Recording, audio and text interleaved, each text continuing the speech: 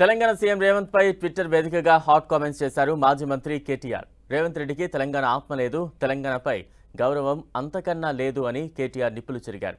తెలంగాణపై తెలివి లేని వ్యక్తి సీఎం కావడం మన కర్మ అని మండిపడ్డారు. తెలంగాణ ఆత్మ గౌరవం విలువ తెలియని వ్యక్తి సీఎంగా ఉండటం మన దౌర్భాగ్యమని విమర్శించారు. తెలంగాణ దేనినైనా సహిస్తుంది, కానీ ఆత్మ గౌరవాన్ని దెబ్బతీస్తే మాత్రం ఊరుకోదని కేటీఆర్ ఘాటుగా ట్వీట్ చేశారు. మోదీ సాక్షిగా తెలంగాణ ఆత్మ గౌరవంపై రేవంత్ దాడి చేస్తున్నాడని కేటీఆర్ మండిపడ్డారు.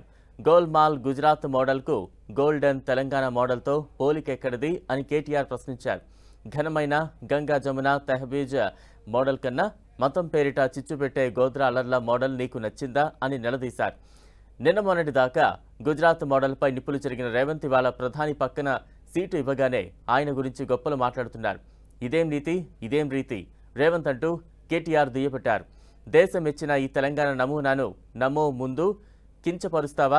నమ్మి ఓటేసిన తెలంగాణపై ఎందుకీ నయ్యవంచన?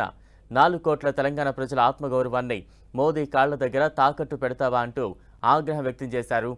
కేటీఆర్ నాడేమో తెలంగాణ ఉద్యమకారులపై రైఫిల్ ఎత్తావు, నేడేమో తెలంగాణ ఆత్మగౌరవంపై దెబ్బ కొట్టావు.